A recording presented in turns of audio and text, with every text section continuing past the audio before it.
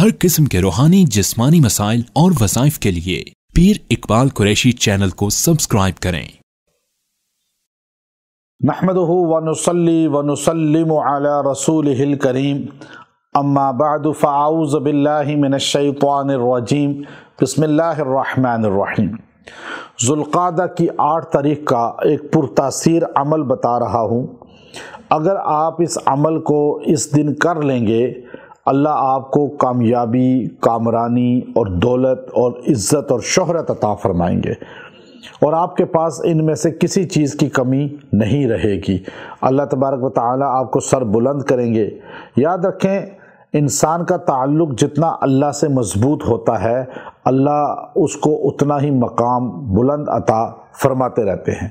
آج بدقسمتی کا عالم یہ ہے کہ ہمارا تعلق اللہ سے بہت کمزور ہے، اور ہم اللہ رب العزت سے مانگنے میں بھی کمزور ہیں۔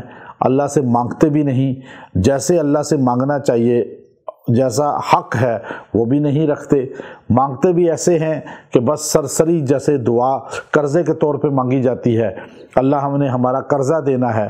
اللہ سے مانگیں عجز و انکساری کے ساتھ، اللہ سے مانگیں اللہ کی شان کو سامنے رکھ کر، اور اللہ کی ذات کی تعریف کر کے پہلے اللہ کا تعارف کرائیں، اللہ کی تعریف کریں، اللہ کی الوہیت کو بیان کریں، اللہ کی شان عظمت کو بیان کریں، پھر اللہ کے حضور وظائف جو پڑھ لیے اس پہ دعا کریں۔ اللہ آپ کی فریاد رسی فرمائے گا، اللہ آپ کی داد رسی فرمائے گا، اللہ آپ کی دعا کو قبولیت عطا فرمائے گا، اللہ آپ کی دعا کو مقبولیت عطا فرمائے گا، اللہ آپ کی دعا کو مستجاب فرمائے گا، اور آپ کو اس کے فیوزات، برکات، رحمتیں نظر آئیں گی۔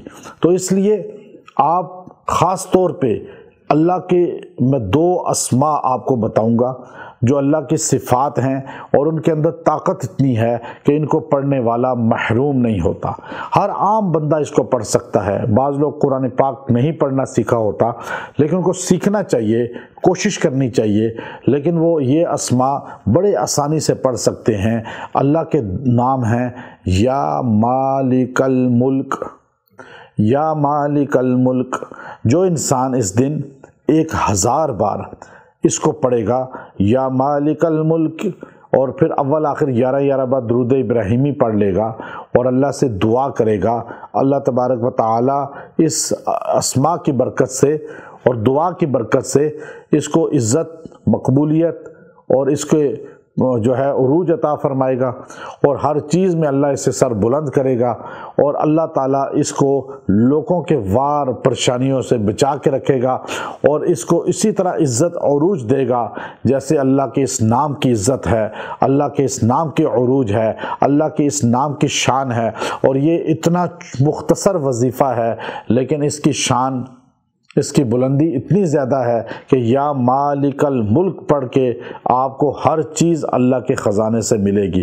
اس میں دعائیں بھی قبول ہوتی ہیں، اور انسان کا تعلق اللہ کی ذات کے ساتھ اور زیادہ مضبوط ہو جاتا ہے۔ وآخر دعوانا ان الحمد للہ رب العالمین۔